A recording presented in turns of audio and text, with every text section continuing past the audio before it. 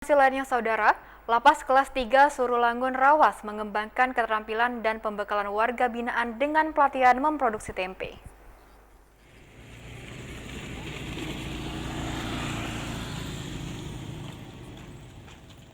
Produksi tempe di Lapas Surulangun merupakan bentuk pembekalan bagi warga binaan di Lapas Surulangun.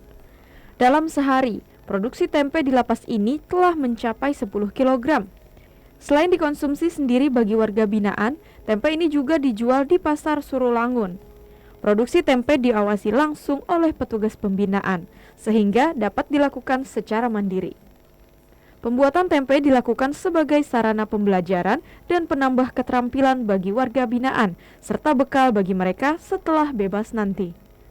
Selain pembinaan pembuatan tempe, dalam pembinaan kemandirian Lapas Surulangun Rawas juga memberikan bekal laundry dan budidaya ikan dengan media kolam terpal. Sedang melaksanakan kegiatan pembinaan kemandirian ya. Biar kemandirian ini berupa pelatihan kepada warga binaan atau mereka punya kemampuan, punya keahlian agar setelah bebas nanti mereka punya modal. Kemampuan kalian yang diberikan di lapas ini berupa di luar kelas bebas. Untuk saat ini kami telah melaksanakan kegiatan ataupun pembinaan berupa pelaksanaan tempe ya, pembuatan tempe yang kita harapkan kepada nanti untuk dikasih pembelajaran.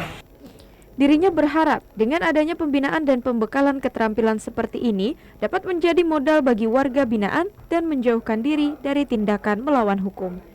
Dari Muratara, Leo Mura, TVRI Sumsel melaporkan.